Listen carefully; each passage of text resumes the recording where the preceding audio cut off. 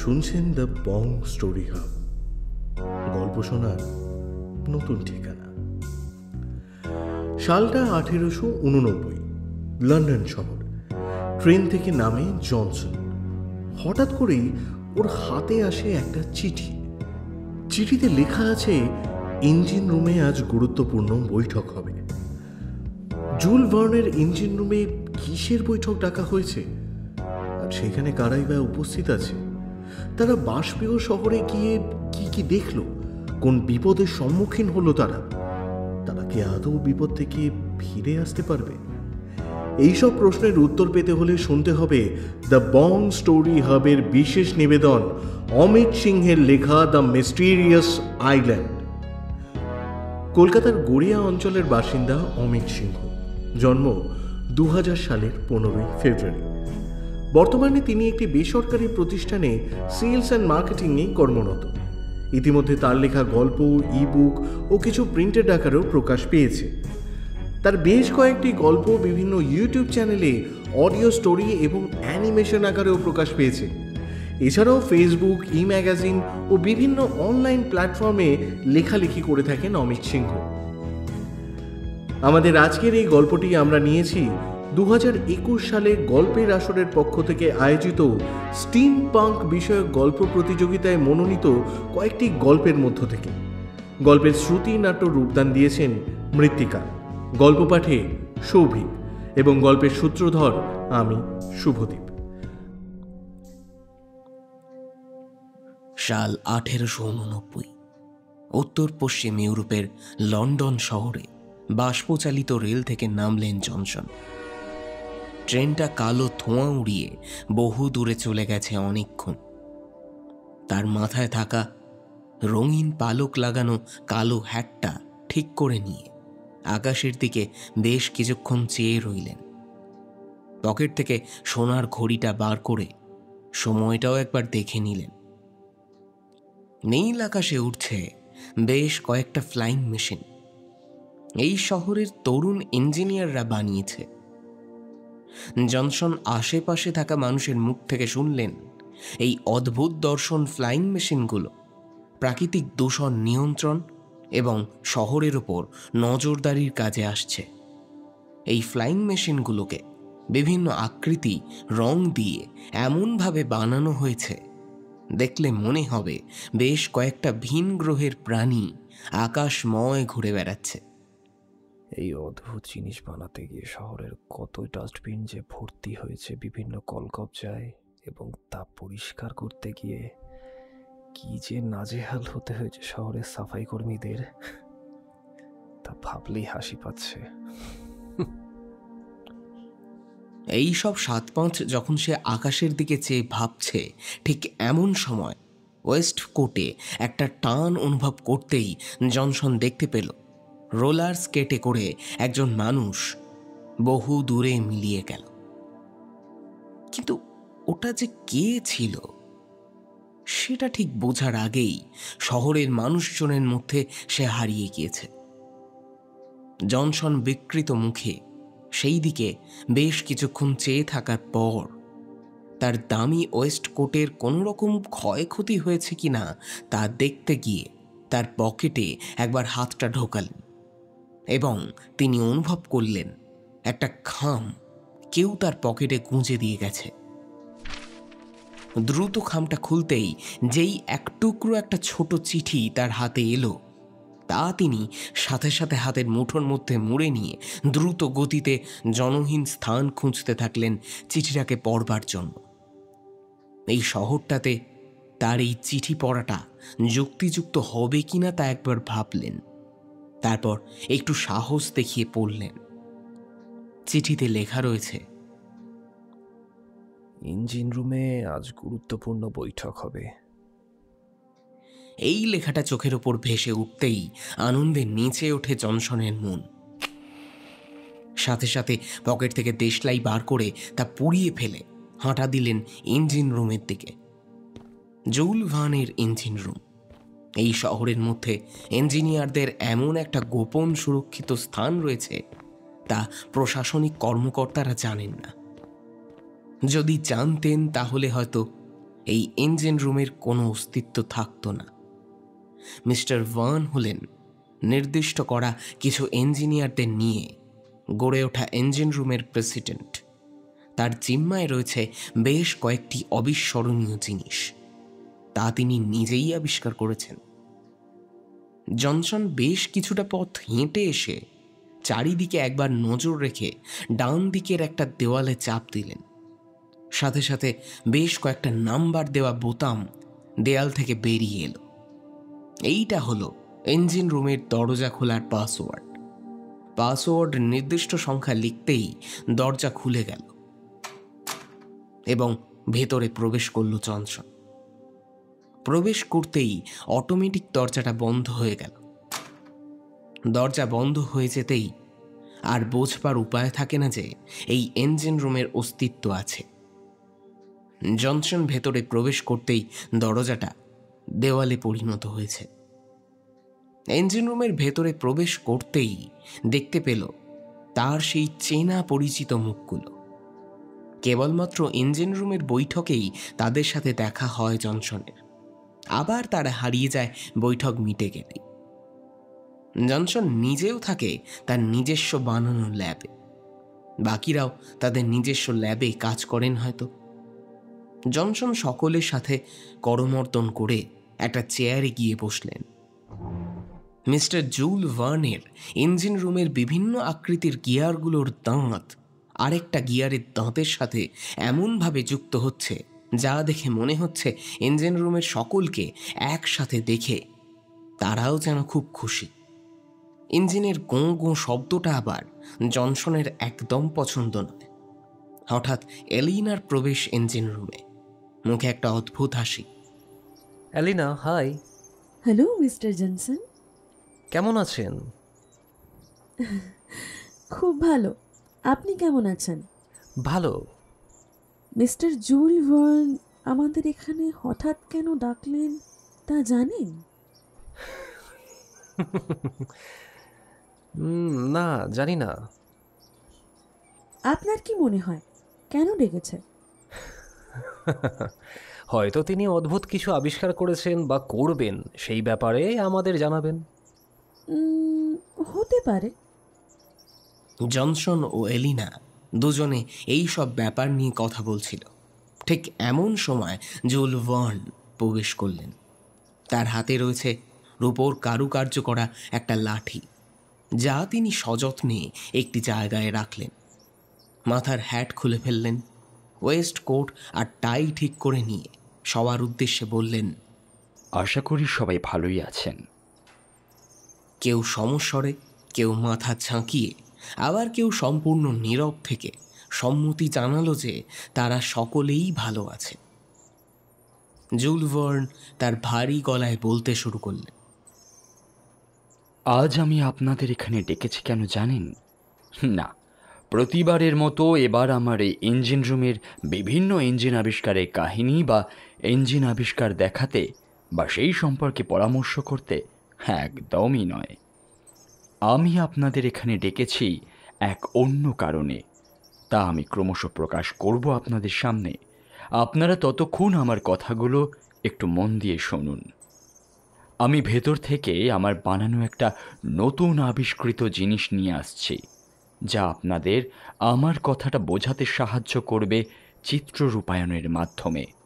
আর আমার সম্পূর্ণ বিশ্বাস আপনারা এই যন্ত্রটিকে আগে কখনো দেখেননি। সকলের মনে তখন অদ্ভুত কৌতূহল, সকলের মধ্যেই বিস্ময়। কি ঘটতে চলেছে? কি জিনিস দেখাতে চলেছেন মিস্টার জুল ভার্ন? ভার্ন চলে গেলেন তার ভেতরে সেই ঘরে সেই অদ্ভুত জিনিসটা আনতে। এলিনা বলল, আপনার কি মনে হচ্ছে মিস্টার জনসন? জানি না ম্যাডাম, কিছু বুঝতে পারছি না। আমার মনে হচ্ছে অদ্ভুত কিছু জিনিস দেখার পাশাপাশি আমরা অদ্ভুত কিছু অভিজ্ঞতার সম্মুখীন হতে চলেছি। একই মত আমার। দেখাই যাক। সদস্যরা সকলেই একে অপরের সঙ্গে বিষয়টি নিয়ে আলোচনা করাতে মৌমাছির আওয়াজের মতন ইঞ্জিন রুম গুঞ্জনে ভরে গেল। তার সাথে সাথেই কিছুক্ষণের মধ্যেই নিস্তব্ধ সবাই। ইতিমধ্যে জুল ভার্নের প্রবেশ, হাতে একটা অদ্ভুত মেশিন। কিন্তু মেশিনটা কি তা অনেকেই বুঝতে পারল না। প্রথমে মিস্টার জুল একটা নল সেই যন্ত্রটির ভেতরে প্রবেশ করিয়ে দিয়ে আবার ভেতরে প্রবেশ করে একটা বড় লোহার বাক্স টানতে টানতে নিয়ে এলেন সকলের সামনে। লোহার বাক্সটি খুলতেই বেশ কিছু মেশিন বেরিয়ে এলো। মেশিনগুলো দেখতে হ্যাটের মতো। জুল ভার্ন সকলের উদ্দেশ্যে বললেন, আপনারা আপনাদের হ্যাট খুলে ফেলুন এবং আমার দেওয়া এই গিয়ার লাগানো হ্যাটটা পরিধান করুন। সকলেই জুল ভার্নের কথা মতো হ্যাট খুলে ফেলে তার দেওয়া গিয়ার লাগানো হ্যাট মাথায় পরে নিলেন। হ্যাটটি বিভিন্ন যন্ত্রপাতি দিয়ে তৈরি, সাথে আরেকটি গিয়ার লাগানো গগলস, যেটিকে হ্যাটের সাথে অভিনব কায়দায় সংযুক্ত করা হয়েছে। জনসন বাকিদের মতো হ্যাট খুলে মাথায় পড়তেই দেখল তার মাথাটা কেঁপে উঠছে। মিস্টার জুল ইঞ্জিন রুমটা ধোঁয়াশা করে দিলেন একটা যন্ত্র দিয়ে। চারিদিকটা বাষ্পীভূত হয়ে যেতেই মিস্টার জুল একটা সাদা পর্দা লাগিয়ে দিলেন এবং সেই দিকে সকলকে তাকাতে বললেন। জুলের ইঞ্জিন রুম সম্পূর্ণ অন্ধকার। জনসন দেখতে পেল তার মাথায় পড়ে নেওয়া যন্ত্রটি থেকে একটা আলোক রশ্মি সাদা পর্দাতে গিয়ে পড়ল। বাকিদের হ্যাট থেকেও একটা আলোক রশ্মি একত্রিত হয়ে পর্দার ওপর পড়ল। জনসন লক্ষ্য করল গিয়ার লাগানো গগলস আর বাষ্পের ধোঁয়ায় আচ্ছাদিত নেই, সেখানে ফুটে উঠেছে অস্পষ্ট কিছু চিত্র। জুল ভার্ন ইতিমধ্যেই শুরু করে দিল তার কথা। সকলকে জানিয়ে রাখি, আমার ইঞ্জিন রুমের সকল ইঞ্জিনিয়ারই বেপরোয়া, সাহসী এবং অভিযান প্রিয়। তাই আপনাদের সকলের জন্য আমি এক অভিযানের আয়োজন করেছি।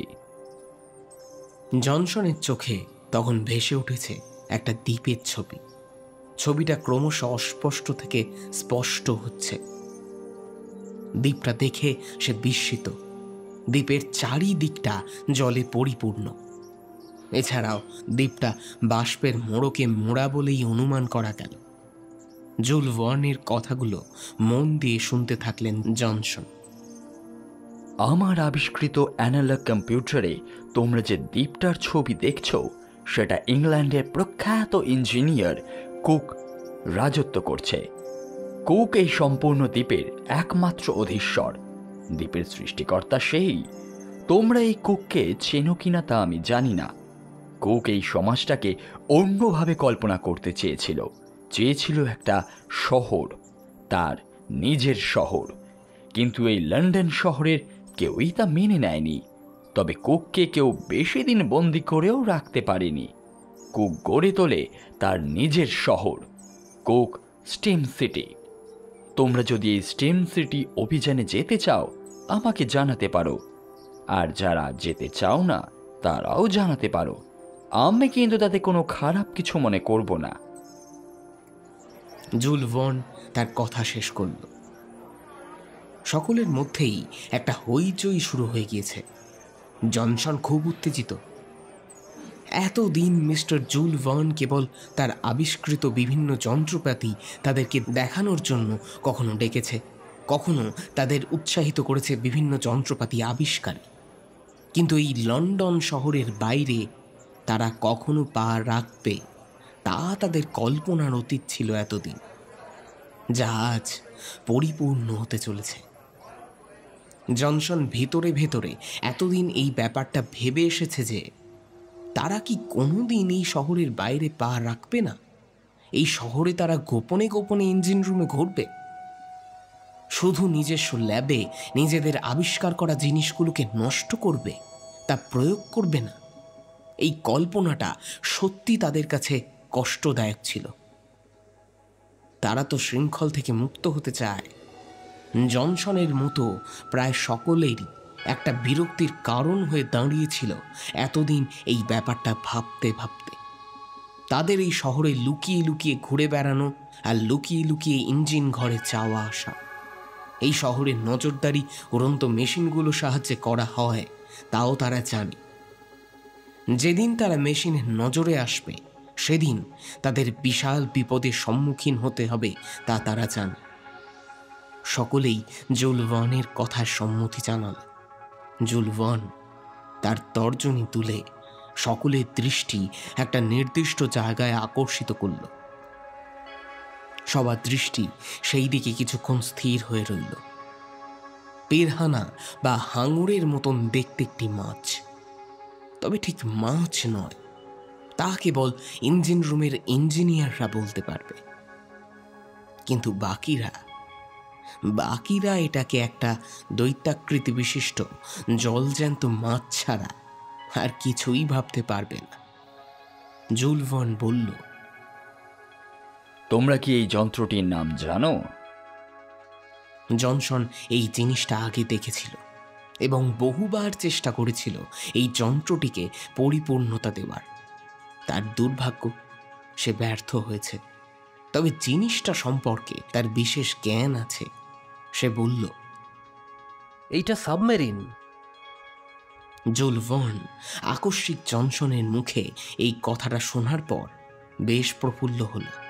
তারপর জনসনের দিকে তাকিয়ে মুচকি হেসে বলল, আরে মিস্টার জনসন, তোমার কথা শুনে আমি খুব খুশি হয়েছি।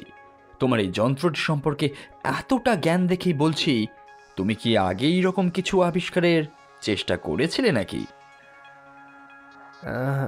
হ্যাঁ, আসলে চেষ্টা করেছিলাম বটে, কিন্তু ব্যর্থ হয়েছি। যাই হোক, বাকিরা যারা জানে না তাদের উদ্দেশ্যে বলছি, এই যন্ত্রটির নাম হলো সাবমেরিন। এই যন্ত্রটিকে আমি মাছের আকৃতি দিয়েছি যাতে এই শহরের বাইরে থেকে বেরিয়ে আমাদের ওই দ্বীপে যেতে কোনো অসুবিধা না হয়। তাই সকলে এটিকে হিংস্র মাছ ভেবেই ছেড়ে দেবে, আর সেই সুযোগ নেব আমরা। এই যন্ত্রটি চলবে জলের তলায় কয়লা পোড়ানো বাষ্পীয় শক্তিতে। এতে আমি একটি টাইমার লাগিয়েছি, অক্সিজেন সিলিন্ডারের ব্যবস্থা করেছি যা আমাদেরকে জলের তলায় বাঁচিয়ে রাখতে সাহায্য করবে। কার্বন ডাই অক্সাইড বের করে দেওয়ার জন্য বিশেষ পাইপও লাগানো হয়েছে। জলের তলায় ভাসমান অবস্থায় রাখার জন্য বাষ্পীয় বিভিন্ন যন্ত্রপাতি লাগানো হয়েছে। বাষ্প নির্গত হয়ে কখনো আমাদের জলের ওপর ভাসিয়ে রাখতে সাহায্য করবে, তো কখনো জলের তলায় তার জন্য স্পেশাল ট্যাঙ্ক লাগিয়েছি। এছাড়াও গণনার মেশিন, অ্যাস্ট্রোল্যাব এবং দিক নির্ণায়ক যন্ত্র, এক অন্য ধরনের গিয়ার কম্পাস লাগানো হয়েছে যা আমাদের জলের তলাতেও দিক নির্ণয় করতে বিশেষ সাহায্য করবে। দ্বীপে নেমে আমাদের উড়বার জন্য ফ্লাইং ম্যান বলে একটা যন্ত্র যা আমরা এই সাবমেরিনে করেই নিয়ে যাব। দ্বীপে নেমে আমরা ওই বাষ্পচালিত ফ্লাইং ম্যানে করে দ্বীপটায় ঘুরব। তবে এইটাই জেনে রাখো, শুনেছি দ্বীপের আশেপাশে বিভিন্ন বিপদ আমাদের জন্য অপেক্ষা করে থাকতে পারে। আর আমাদের সাবমেরিনে করে যাওয়ার আরও একটি কারণ হলো, দ্বীপটায় চারিদিকে শুনেছিলাম কোনো অদ্ভুত দেখতে প্রাণী ঘোরাফেরা করে এবং তারা জলের মধ্যে ছড়িয়ে দেয় বিষ।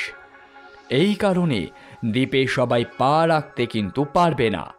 বহুবার বহু অভিযাত্রী এবং বিভিন্ন দল চেষ্টা করেছিল এই স্ট্রিম সিটিতে প্রবেশ করতে। সকলেই প্রায় কালের অতল গহ্বরে হারিয়ে গেছে। সেক্ষেত্রে সাবমেরিনে আমরা সম্পূর্ণ নিরাপদ বলে আমরা মনে করছি। জনসন শুনেছে 1578 খ্রিস্টাব্দে ব্রিটিশ গণিতবিদ উইলিয়াম বোন প্রথম চেষ্টা করে সাবমেরিনকে পরিণত অবস্থায় নিয়ে আসে।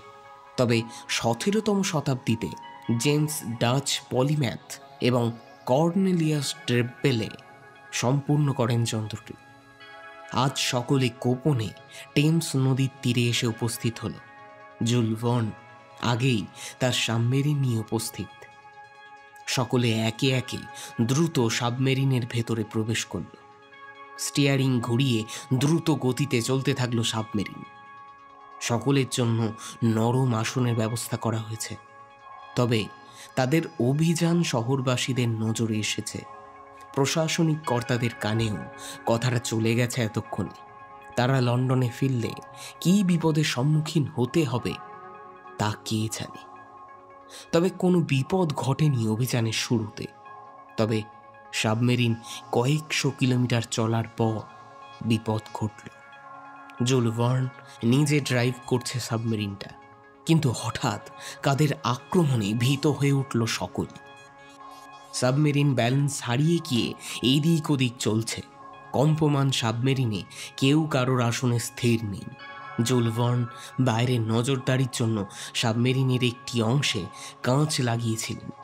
সেখান থেকে স্পষ্ট দেখা গেল ব্রিটিশ নৌসেনাবাহিনী সাবমেরিনকে হিংস্র মানুষ খেকো মাছ ভেবে আক্রমণ চালাচ্ছে। জুল ভার্ন এবার সাবমেরিনের মুখ বরাবর একটা বাষ্পচালিত ছোট কামান লাগিয়ে তাদেরকে পাল্টা আক্রমণ করতেই মাছের মুখ থেকে আগুন বের হতে দেখেই তাদের আক্রমণ স্তিমিত হয়ে গেল।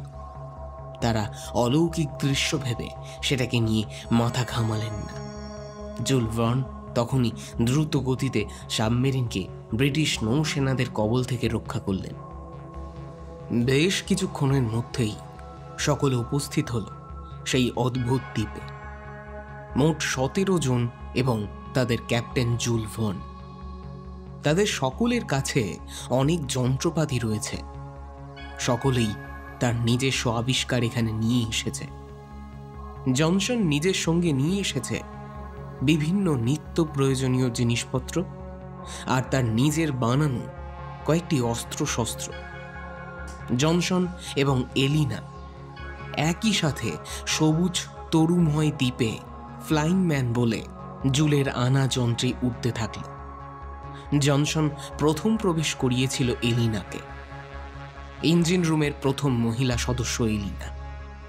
কি মিষ্টি দেখতে তাকে। তার পাতলা ঠোঁটগুলোতে জনসন মাঝে মাঝেই চুম্বন আঁকতে চায়, কিন্তু আবার কোথাও গিয়ে যেন তার সংকোচ বোধ হয়। তখন সমস্ত আশা ভালোবাসা ত্যাগ করে। বেশ কিছুটা পথ তারা যেতেই দেখতে পেল একটা অদ্ভুত জিনিস। জুল ভার্ন এবং সকলে পিঠ থেকে ফ্লাইং ম্যান খুলে অন্য একটা দিকে ছুটল। নকশাটা জাহাজ আকৃতি বিশিষ্ট একটি জিনিস, কিন্তু ঠিক তা জাহাজ নয়, কারণ জাহাজটির ওপর বেলুন লাগানো রয়েছে এবং তা গ্যাসীয় পদ্ধতিতে ভাসমান। এলিনা ও জনসন ফ্লাইং ম্যান খুলে জুল ভার্নের নির্দেশ মতো সকলের সাথে উঠে পড়ল অর্ধেক ভাসমান যন্ত্রটির ওপর। তারা উঠে পড়ার সাথে সাথেই বেলুনটা আরো ফুলতে শুরু করলো এবং বেলুন যত ফুলতে শুরু করলো যন্ত্রটি তত ওপরে উঠতে থাকলো। কখনো বিস্ময়, আবার কখনো আতঙ্ক। এখন তারা আকাশে, চারিদিকটা ধোঁয়াশা। হঠাৎ তারা দেখতে পেল আকাশময় ঠিক জাহাজের মতন দেখতে আরো যন্ত্র উঠছে। এই অদ্ভুত বিষয় দেখে সকলের মন আনন্দে নেচে উঠল। বিস্ময় আর ভয় না থাকলে কখনো অভিযান হয় না, তা অভিযান প্রেমী মানুষেরা জানে। বেশ কিছুটা যাবার পর একটা নির্দিষ্ট স্থানে নেমে গেল যন্ত্রটি। ধোঁয়াশা কাটিয়ে একটি লোক তাদের দিকে এগিয়ে এসেছে। লম্বা চওড়া পোশাকি আভিজাত্যে মোড়া একজন বৃদ্ধ। Welcome welcome. কেমন লাগছে আমার বানানো শহর? আমি অ্যালেস্টার কুক, এই শহরের একমাত্র মেয়র। জুল ভার্ন হতভম্বের মতো লোকটির মুখের দিকে বেশ কিছুক্ষণ চেয়ে থাকবার পর বলল, অদ্ভুত সুন্দর। এতটা সুন্দর হয়তো আমরা কল্পনাও করতে পারি না। ধন্যবাদ কুক। এই বাষ্পীয় শহরের মেয়র অ্যালিস্টার সকলকে তার বানানো ঘরে আসতে বললেন। তবে লোকটির ভাবভঙ্গি জনসন সহ অনেকেরই ঠিক ভালো লাগলো না।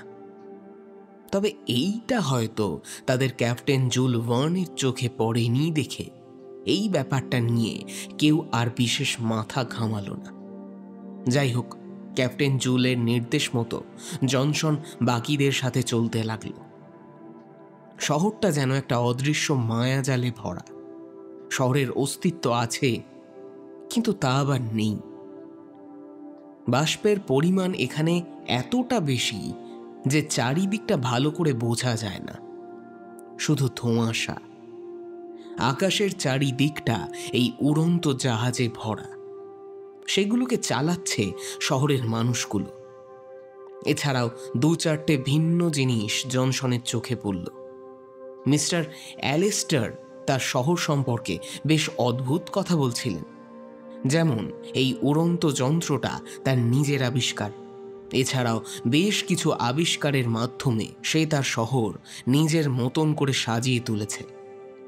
যেই উড়ন্ত যন্ত্রে তার এই শহরের মূল প্রবেশদ্বারে প্রবেশ করল, তার নাম এয়ারশিপ।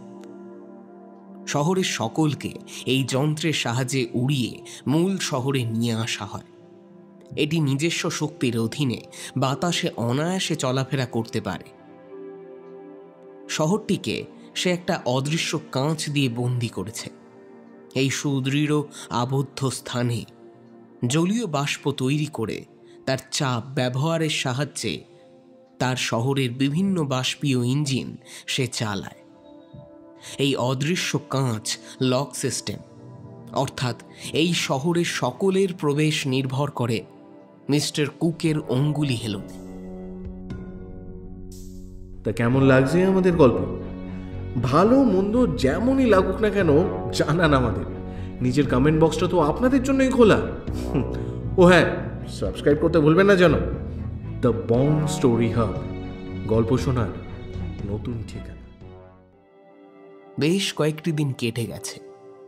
শহরটা ভালো লাগলেও জনসন যেন ফিরে যেতে চায় লন্ডন শহরে, তার মাতৃভূমিতে।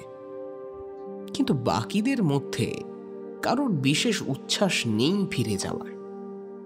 ক্যাপ্টেন জুল ভার্ন সহ সকল ইঞ্জিনিয়ারদের দেখে মনে হচ্ছে তারা এখানে আজীবন থাকতে চায়। এই শহরটাই তাদের কাছে এখন আপন। লন্ডন শহরটা হয়তো আজ অতীত। ইঞ্জিনিয়ারদের মধ্যে রবার্টকে সেদিন জিজ্ঞাসা করল জনসন, আচ্ছা, তোমার এই শহরটা কেমন লাগছে? আমার তো উফ, দারুণ লাগছে। তোমার কেমন লাগছে? ভালো, তবে এই ধোঁয়াশার শহরে আর থাকতে ভালো লাগছে না। মন চাইছে ইংল্যান্ডে ফিরে যাই। সেখানে হয়তো অনেক অসুবিধা আমাদের জন্য অপেক্ষা করে আছে, কিন্তু সেখানে আছে সতেজ হাওয়া, কৃত্রিমতা কম, অন্ততপক্ষে এই মিস্টার অ্যালেস্টারের শহরের থেকে। আমার এই দ্বীপটা প্রথম দিকে ভালো লাগলেও এখন মনে হয় এটা একটা পাখির খাঁচা, আর আমরা সেই খাঁচাতেই বন্দী। কথাটা মনে ধরেনি রবার্টের, তা তাদের আচরণে স্পষ্ট হল। এরপর আর বাকিদের সঙ্গে এই ব্যাপারটা নিয়ে একদম আলোচনা চলে না। অ্যালেস্টার টাইম মেশিন বলেও একটা অদ্ভুত জিনিস বানিয়েছে, যা বেশ কয়েকটা বছর পিছনে ফিরিয়ে কখনো পরবর্তী পৃথিবী কেমন হতে চলেছে তা ঘুরিয়ে দেখিয়েছে। জনসন অবশ্য এ ব্যাপারে বিশেষ কোনো আগ্রহ দেখায়নি, তবে বাষ্পীয় শহরের মেয়র অ্যালেস্টারের আবিষ্কারের প্রশংসা করতে বাধ্য হয়েছে। এই টাইম মেশিন সে বিভিন্ন দেশের বিভিন্ন প্রান্ত থেকে বিভিন্ন যন্ত্রপাতি জোগাড় করে বানিয়েছে, শুনেছে জনসন। তাই একটু বেশি অবাক হয়েছে জনসন সেদিন জুল ভার্নকে সরাসরি জিজ্ঞেস করলেন, আচ্ছা মিস্টার জুল ভার্ন, আমরা কি এই শহরেই থেকে যাব? জুল ভার্ন সেদিন কোনো কথা বললেন না, কেবল মৃদু হাসলেন। তার এই ধরনের নীরবতা ঠিক সুবিধের বোধ হল না জনসনের কাছে। এই বাষ্পীয় শহরের মেয়র তাদের জন্য একটা অতিথিশালার ব্যবস্থা করে দিয়েছে। সেটাকে অতিথিশালা নাকি কাল্পনিক কোন জগৎ, তা এক কথায় বলে বোঝানো কঠিন। যাই হোক, জনসনের বিরক্তি বোধ হলেও বাকিদের সাথে মানিয়ে নেওয়ার চেষ্টা করতে থাকল। এলিনা তার একমাত্র কথা বলার সঙ্গিনী হয়েছে।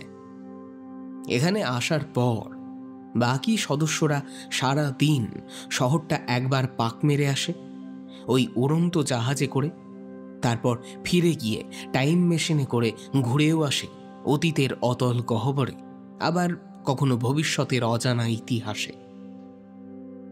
জনসন শহরটাকে এলিনার সাথেই ঘুরে বেড়ায়, তবে জুল ভার্ন এখানে আসার পর বেশ পরিবর্তিত হয়ে গেছে। তা বুঝে নিতে সময় লাগে না জনসনের, কিন্তু সেটা কি পরিবর্তন তা বুঝে উঠতে পারল না জনসন। চেষ্টা করে অনুসন্ধান করার, কিন্তু ঠিক অনুধাবন করতে পারে না। মাঝে মাঝে জনসনের মনে হয় জুল ভার্ন মিস্টার অ্যালেস্টারের কথায় নাচছে, তার দ্বারা চালিত মনে হচ্ছে। এই কথাটা অনেকবার অভিযানে আসা সদস্যদের জানিয়েছিল জনসন, তবে একটা রহস্য রয়েছে তা স্পষ্ট বুঝতে পারে জনসন। জনসন চেষ্টা করে বরাবর তা অনুসন্ধান করবার। অ্যালেস্টার কুক টোপ দিতে থাকে সে সকলকে এই পৃথিবীর বাইরে ভ্রমণে নিয়ে যাবে। সেই তালে অনেকে নাচতে থাকে। জনসন এতদিনে এতটুকু বুঝেছে, এই শহরের বাইরে তাদের কোনো মতেই নিয়ে যাওয়া হবে না। সেদিন জনসন আকাশের দিকে তাকিয়ে দূরবীনের মধ্যে দিয়ে শহরবাসীদের চেহারাগুলো লক্ষ্য করছিল। এই শক্তিশালী দূরবীনটা জনসন নিজেই বানিয়েছে। ধোঁয়াশা কাটিয়ে তার দূরবীনটা তাঁকে যা দেখাচ্ছে তা ঠিক সুবিধার মনে হলো না জনসনের। কি অদ্ভুত! তাঁর দৃষ্টিশক্তি যদি কথা বলতে পারত, তাহলে হয়তো বলতো শহরবাসীরা জীবন্ত মানুষ নয়। তাদের চোখে পলক পড়ে না, চোখের মণিগুলো খোড়ে না। তারা যেন তাদেরকে দেখানোর জন্য শুধু উড়ে বেড়ায়। জনসন আরও লক্ষ্য করে এই শহরের মানুষগুলো নিজেদের মতন করে বন্দি দশা কাটায়। কি ব্যাপার হতে পারে তা নিয়ে ভাবছে জনসন। ঠিক এমন সময় তার ভাবনার ব্যাঘাত ঘটালো মিস্টার অ্যালেস্টার। কি করছো? না, কিছু না। না, কিছু তো একটা করছোই। আকাশ দেখছি। শুধু আকাশের দিকে দেখছো নাকি তদন্ত করছো? মানে? মানেটা কি সেটা তো তুমি আমায় বলবে জনসন। তোমার হাতে থাকা এই অদ্ভুত যন্ত্রটা দিয়ে তুমি এতটা খুঁটিয়ে কেন আকাশ দেখছো বলো তো? দেখুন, সেটা আমার একান্তই ব্যক্তিগত ব্যাপার। জনসন লক্ষ্য করল বর্তমানে মিস্টার অ্যালেস্টার কুক একা নয়, তার পেছনে দাঁড়িয়ে আছে জুল ভার্ন সহ বাকি অভিযাত্রীরা। কিন্তু তাদের দেহে যেন আর প্রাণের অস্তিত্ব নেই। এই শহরবাসীদের মতো তারাও প্রাণহীন, চোখের পলক পড়ছে না। শুধু একটা দুষ্টু হাসি খেলে যাচ্ছে তাদের মুখে। তারা বুঝতে পেরেছে তাদের মতো পরিণতি ঘটবে এই জনসনেরও। অ্যালিস্টার কুক তখন বলে চলেছে শান্ত কণ্ঠে, মিস্টার জনসন, আপনি খুব চালাক ব্যক্তি দেখছি। আমার ধান্দাবাজি আপনি ধরেই ফেলেছেন। তা খুব ভালো। উপস্থিত বুদ্ধিটা থাকা খুব ভালো। আমি স্টিম শহরটার মেয়র, আর শহরের মেয়রের নির্দেশ আপনাকে মানতে হবে। আপনি চলুন আমাদের সাথে। আপনার সঙ্গীরা তো অপেক্ষা করছে আপনার জন্য। তাদের বেশিক্ষণ অপেক্ষা করাবেন না প্লিজ। আসুন আসুন, আমার সাথে আসুন। আমি আপনাকে আমার টাইম মেশিন রুমটায় নিয়ে যাব। অতীত পৃথিবীটা একবার ঘুরিয়ে দেখাতে হবে তো। চলুন চলুন। জনসনের সারা শরীর তখন কাঁপছে, তবে সেই কাঁপুনি রাগের না ভয়ের তা জনসন নিজেই বুঝতে পারল না। তবে জনসন এইটা স্পষ্ট বুঝতে পেরেছে, তার সঙ্গে আসা সঙ্গীরা কেউ আর মানুষ নেই, সকলেই এক একটা যন্ত্রে পরিণত হয়েছে। তাদের নাড়ি ভুঁড়ির জায়গায় ঘুরছে ছোট ছোট গিয়ার সহ বিভিন্ন যন্ত্রপাতি। কুক তার গলাটা যতটা সম্ভব গম্ভীর করে বলে উঠল, বানাতে একটু কষ্ট হয়েছে বই কি। একজনকে টাইম মেশিন রুমে কিছুক্ষণ টাইম মেশিনে ঘুরিয়ে এনে তাদের জীবনের সময়সীমাটা যে শেষ করে দিলাম, কিন্তু সফল হয়ে গেছি। তবে এখন একটু কাজ আমার বাকি আছে, তারপর পুরোটাই সফল। মানে আপনিও চলুন, চাইলে টাইম মেশিনে একবার ঘুরিয়েও আনবো। কষ্ট হবে না, একটুও কষ্ট হবে না, ঘুরতে ঘুরতে মরবেন। তবে আমার একটা বদ নেশা আছে, সেটা বলে দিই, শুনে নিন। আমি রক্ত পান করি, মানুষের শরীরের তাজা টকটকে লাল রক্ত। দারুণ লাগে খেতে। লাল রঙের রক্তটা দেখলেই জিভ দিয়ে লালা ঝরে আমার। কি স্বাদ, কি স্বাদ। জনসন চারিদিকটা একবার তাকিয়ে নেয়। না, পালানোর পথ নেই। তাকে চারিদিক থেকে ঘিরে ধরেছে তার অভিযাত্রী সঙ্গীরা। অবশেষে উপায় না দেখে সুন্দর কারুকার্যময় উড়োজাহাজে করে জনসন চলল কুকের সাথে। অন্ধকার একটা রুম। এইটাই কুকের time machine room. Time machine আছে বটে, তবে এইটা সম্পূর্ণরূপে মানুষের জীবন পরিবর্তন করে দেওয়ার রুম। মানুষের শরীরের অঙ্গ প্রত্যঙ্গ খুলে সেখানে বিভিন্ন যন্ত্রপাতি লাগিয়ে রোবোটিক্স মানুষ করে দেওয়ার রুম। একটি পাইপ দেখা গেল, সেটি দেখতে ঠিক ইনজেকশন সিরিঞ্জের মতো। ওইটারই সাহায্যে নিশ্চয়ই মিস্টার কুক রক্ত সঞ্চয় করে, তারপর তা পান করে পরিতৃপ্ত হন। জনসন আর ভাবতে পারল না তাহারও একই দশা হবে বাকিদের মতো। তার শরীরের বিভিন্ন অঙ্গ প্রত্যঙ্গ হয়ে উঠবে কৃত্রিম। শেষ চেষ্টা তাকে করতেই হবে। কুক একটা ধারালো অস্ত্র নিয়ে এগিয়ে আসছে। জনসন চিৎকার করে ওঠে, মিস্টার কুক, আপনি ওখানে স্থির হয়ে দাঁড়ান। একদম এগোনোর চেষ্টা করবেন না, এগোলেই সমূহ বিপদ। জনসন পকেট থেকে বের করে এক অদ্ভুত দর্শন জিনিস। সেটা হলো স্টিম গান। মিস্টার কুকের মুখ হাঁ হয়ে যায়। এই জিনিস জনসন বানালো কি করে? জনসন কুকের হাঁ হয়ে যাওয়া মুখের দিকে তাকিয়ে অনুমান করেই বলে উঠল, আপনি নিশ্চয়ই ভাবছেন জনসন কি করে এই জিনিসটা বানালো, তাই তো কুক? তাহলে আপনাকে একটা ছোট্ট গল্প শুনতে হবে। যে এখন সময়টা কি আপনার কাছে আছে আমার এই গল্পটা শোনার? ধরুন আমি আপনাকে মৌখিক টাইম মেশিনে ঘুরিয়ে দেখাচ্ছি। আমি ফ্ল্যাশব্যাক করে ফিরে যাই ইংল্যান্ডের সেই লন্ডন শহরে, যেখানে বসবাস করছিলেন একজন বিখ্যাত ইঞ্জিনিয়ার। তার নামটা পরেই বলছি, তবে তার আবিষ্কার ছিল ভিন্ন রকমের।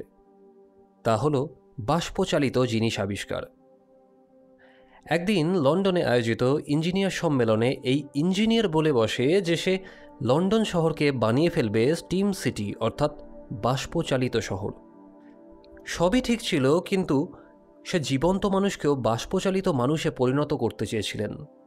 সবাই খুব হাসি ঠাট্টা করতে থাকে তাকে নিয়ে, কিন্তু রসিকতা না উন্মাদ হয়ে যাওয়া কথাবার্তা বলছে সেই বিশিষ্ট ইঞ্জিনিয়ার, তা নিয়ে বেশ আলোচনা হতে থাকে সংবাদ মাধ্যমে। লোকটির মনে একটা জেদ চেপে যায়। তাকে এই কাজে সফল হতেই হবে। তার মূল্যবান এই থিওরিকে সে প্রমাণ করতেই হবে। এবং এর জন্য গভীর রাতে ইংল্যান্ডের নির্জন স্থানে ঘুরে বেড়াতে থাকে সে। নির্জন রাস্তায় কোনো মানুষ পেলেই হত্যা করে সেই মানুষকে এনে তার ছাল চামড়া ছাড়িয়ে ভরে দিত যন্ত্রপাতি। পান করত তার রক্ত। এই রক্তপানটা তার নেশা নাকি অন্য কোনো ব্যাপার তা আমি ঠিক বলতে পারবো না। যাই হোক, সেই মানুষগুলো এক কথায় হয়ে উঠেছিল বাষ্পীয় মানব। তবে তা সক্রিয় হতে প্রয়োজন ছিল প্রচুর পরিমাণে বাষ্পের। চেষ্টাও করেছিলেন শহরটাকে কিভাবে বাষ্পীয় শক্তিতে ভরে তোলা যায়। এই কথাটা প্রশাসনের কানে যেতেই অ্যারেস্ট হয় সেই মহান ইঞ্জিনিয়ার। কিন্তু সে তো সমাজের এই বন্ধন পদ্ধতির বিপরীতে। তিনি জেলে বসেই বানিয়ে ফেলেন এক অদ্ভুত জিনিস, যার সাহায্যেই তিনি অদৃশ্য হয়ে পালিয়ে গেলেন জেল থেকে। তারপর বেশ কয়েকদিন ইংল্যান্ডের বিভিন্ন স্থানে ঘুরে ঘুরে বানিয়ে ফেললেন একটি সাবমেরিন। খুঁজতে থাকলেন একটা নিরাপদ স্থায়ী স্থান, এবং খুঁজতে খুঁজতে পেয়েও গেলেন একটা নিরাপদ জায়গা। ফিরে গেলেন একটা অদ্ভুত দ্বীপে, অর্থাৎ আজকের এই দ্বীপে। সেই দ্বীপকে বাষ্পীয় দ্বীপেও পরিপূর্ণ করলেন। তবে দুঃখের বিষয়, এই দ্বীপে কোনো মানুষ নেই। মানুষ না থাকলে তো আর শহর গড়ে উঠবে না, তাই না? তার থিওরি ব্যর্থ হয়ে যাবে। একাই পরিকল্পনা করলেন, ফিরিয়ে আনলেন লন্ডনের কয়েকটি যান্ত্রিক মানবদের। কয়েকটা বানিয়েও ফেললেন, এবং যাদের শরীরে থাকবে গিয়ার নব, অর্থাৎ ছোট ছোট যন্ত্রপাতিতে ভরা। তবে বাইরে থেকে দেখলে স্পষ্ট বোঝা যাবে যেটা একজন রক্ত মাংসেরই মানুষ। জলের তলায় লাগালেন শক্তিশালী টারবাইন, যা প্রচুর পরিমাণে বাষ্পের উৎপত্তি করতে থাকবে। বিভিন্ন নলের সংযোগে সেই বাষ্পকে দ্বীপের মধ্যে প্রবেশও করালেন। পরিকল্পনা মতো যারাই এই দ্বীপের পাশ থেকে যাবে তারাই চুম্বকের মতো যাতে আকর্ষিত হয়, তার জন্য জলের তলায় টারবাইন লাগানোর পাশাপাশি বিভিন্ন ম্যাগনেটিক যন্ত্রপাতি লাগিয়েছিলেন। ফলে জলের উপরে ভাসমান যে কোনো জাহাজ এই দিকে অনায়াসেই চলে আসতে শুরু করে। এছাড়াও কয়েকটি ভয়ঙ্কর দর্শন জলজ জন্তু তিনি বানিয়েছিলেন গিয়ারনব কপিকল দিয়ে। এইভাবেই বহু মানুষ, জাহাজের যাত্রী এবং অভিযানপ্রিয় মানুষদের কবজা করলেন। লোকসংখ্যা দিনের পর দিন বাড়তে থাকল। অনেক জাহাজের ক্যাপ্টেন ভয়ে এই পথে আর আসতে চাইতেন না। ফলে ঘটনাটা নিমেষে ছড়িয়ে পড়ে চতুর্দিকে। সকলের নজর তখন এই ধোঁয়াশায় ভরা রহস্যময় দ্বীপের ওপর। অভিযানপ্রিয় বিভিন্ন টিম প্রস্তুতি নিয়ে আসতে থাকে দ্বীপের অদৃশ্য শক্তির সাথে লড়াই করার জন্য। তাই জলের মধ্যে বিষ ছড়িয়ে দিলেন। তবে এইভাবে প্রচুর মানুষের মৃত্যু হতে থাকায় এবং সমুদ্রের বুক থেকে মানুষগুলো হারিয়ে যাওয়ায় সকলেই ভাবলেন এই দ্বীপ হয়তো রহস্যময়, হয়তো এখানে রয়েছে কোনো অদৃশ্য অলৌকিক শক্তির বসবাস, কিংবা ভয়ঙ্কর কোনো জন্তু বা ঐশ্বরিক শক্তি। এত পরিমাণ মানুষকে নিজের হাতের পুতুল বানিয়েও জনসংখ্যাটা বা পুতুলের সংখ্যাটা সেই শয়তান ইঞ্জিনিয়ারের কাছে বেশ কম মনে হচ্ছে। কি আমি সঠিক বলছি তো? জেল থেকে পালানো ইঞ্জিনিয়ার কুক? আচ্ছা, কোথাও যদি ভুল বলি বা কোথাও যদি কিছু বাদ পড়ে যায় তাহলে কিন্তু অবশ্যই বলবেন, কেমন? ইতিমধ্যে ঘটে গেল বিপদ। জনসনের কথা শেষ হল না, মিস্টার কুক তার হাত উদ্দেশ্য করে একটা ধারালো ছুরি ছুঁড়ে মারলেন। হাতে থাকা সক্রিয় স্টিম গান দূরে ছিটকে পড়ল। সেটা হাতে তুলে নিলেন জুল ভার্ন। জনসন অবাক। জনসন প্রথমে ভেবেছিলেন জুল ভার্ন বাকিদের মতো নিষ্ক্রিয়। তার সম্পূর্ণ ধারণা ভুল প্রমাণিত করল জুল। বন্দুকের নলও জনসনের দিকে ঘোরান। কুকের হাতের পুতুল হলেও হয়তো এতটা কষ্ট হতো না, কিন্তু মানুষটা যে একটা অমানুষ। এতগুলো জীবনকে এই স্টিম শহরে বলি দেওয়ার পেছনে তার একটা বিশেষ অবদান আছে। মিস্টার জুল, আপনি? হ্যাঁ, আমিও যুক্ত আছি কুকের এই কাজের সাথে। কুক আর আমি পরিকল্পনা করে এই শহরটা বানিয়েছি। আমাদের পরিকল্পনা মতো সবাইকে আমরা যান্ত্রিক মানব করেছি। এখন তুমি আর এলিনা বাকি আছো। লন্ডন গোয়েন্দা বিভাগের প্রধান অফিসার জনসন, তুমি ধরা পড়ে গেছো। তোমার খেলা এবার শেষ। এবার আমাদের খেলা শুরু। জুল ভার্ন স্টিম গানটা উঁচিয়ে ধরলেন। তার সাদা দাঁত আর চোখের মণি দুটো চকচক করে উঠল। অসহায় জনসন চোখ পুছলেন, পকেটে একবার হাত দিলেন। আর কিছুই করার নেই।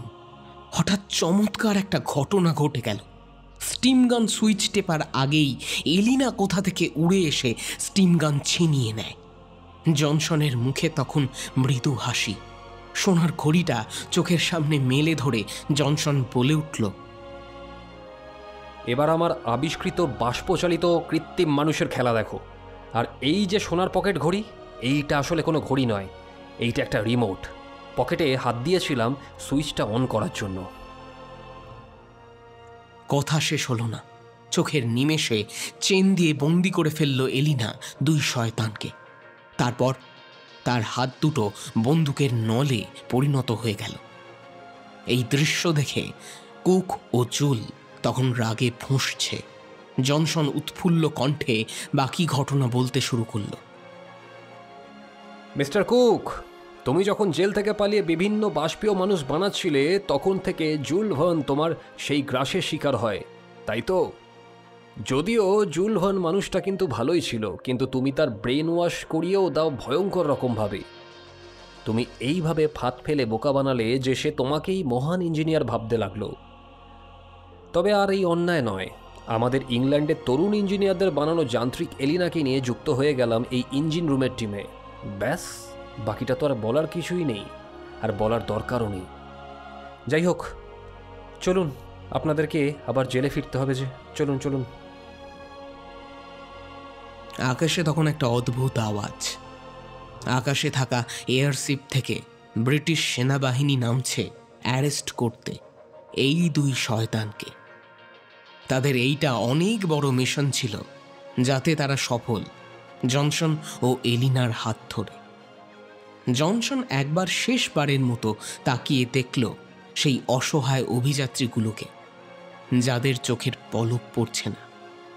তারা আদেও জানে না এখানে কি ঘটল আর তাদের কি হয়েছে।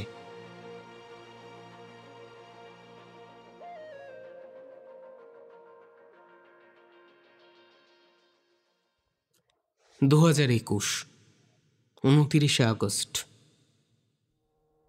আলোকরশ্মি বিচ্ছুরিত হয়ে উঠল ছোট্ট অন্ধকার ঘরটায়। তীব্র আলোকরশ্মি সহ্য করতে না পেরে চোখে হাত দিয়ে বসে রইল অ্যান্ডারসন। বর্তমানে সে তার ঘরে। টাইম মেশিন ট্রাভেল সম্পূর্ণ। ঘরের আলোটা জ্বলতেই সে দেখল বাস্তব জগৎকে। টেবিলের ওপর রাখা রয়েছে জনসনের স্টিম সিটি অ্যাডভেঞ্চার 1889 বলে একটা পুরনো বই। বইয়ের শেষ পাতাগুলো নেই। তা একটা অদ্ভুত কৌতূহল পেয়ে বসেছিল অ্যান্ডারসনকে। তাই হারিয়ে গেছিল টাইম মেশিন ট্রাভেল করে আজ থেকে অতীতের বেশ কয়েকটা বছরে। একদিন ইংল্যান্ডের পথে চলতে চলতে রাস্তায় উদ্ধার করে সে এই বইটা। তবে সেটা বই নাকি ডায়েরি তা বুঝে উঠতে পারেনি অ্যান্ডারসন। মন দিয়ে পড়ছিল, কিন্তু শেষে সমাপ্ত না হবার জন্য বেশ বিরক্ত হয়। ডায়েরিটার শেষ পাতায় একটা ছবি সে দেখতে পায়। গল্পের নায়ক জনসন একদম তার মতো দেখতে। কৌতূহলী হয়ে খুঁজতে থাকে কারণ।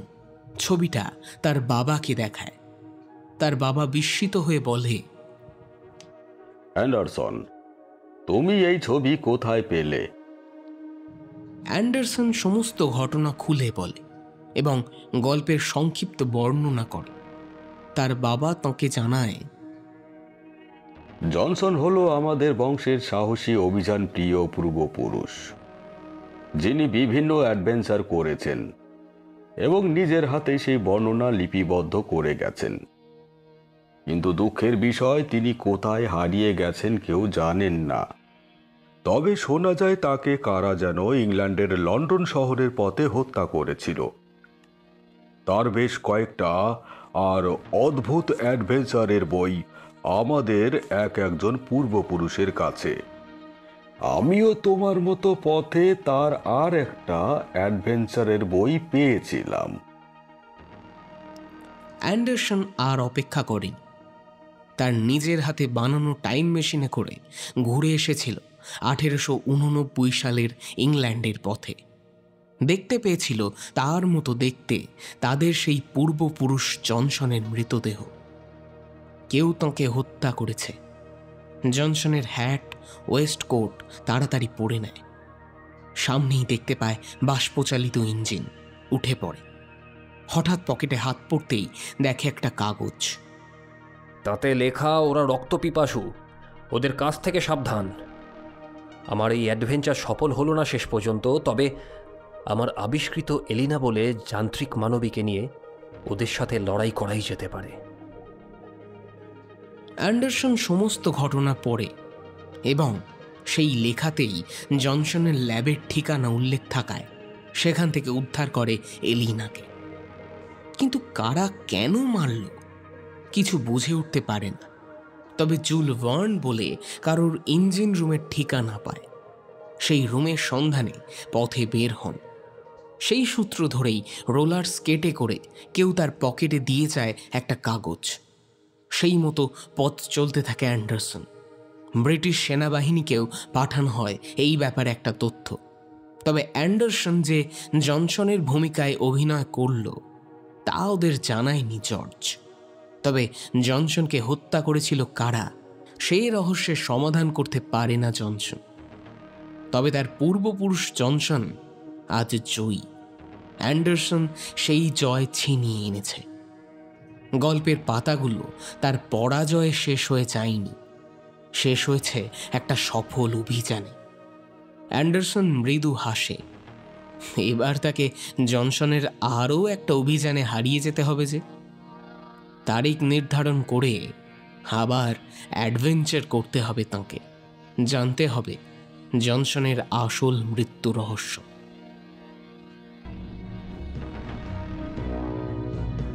শুনছিলেন অমিত সিংহের লেখা দ্য মিস্টিরিয়াস আইল্যান্ড। গল্প পাঠে ছিলেন সৌভিক। অন্যান্য চরিত্রে অভিনয় করেছেন নির্মাল্য, মৌপিয়া, বাল্মীকি, স্নেহাদ্রি, বিজন এবং নীল। আবহ নির্মাণ করেছেন D tune productions. Social media প্রমোশনে ছিলেন নীল এবং খেয়া। প্রচ্ছদ পরিকল্পনা এবং রূপায়ণে ইন্দ্রিয় অন এবং শব্দগ্রহণ ও সমগ্র পরিচালনায় অনিমেষ ও নীল। শেষ হলো আমাদের বিশেষ নিবেদন দ্য মিস্টিরিয়াস আইল্যান্ড। খুব তাড়াতাড়ি আবার আসবো আমরা নতুন কোনো গল্প নিয়ে। ততদিন শুনতে থাকুন দ্য বং স্টোরি হাব, গল্প শোনার নতুন ঠিকানা।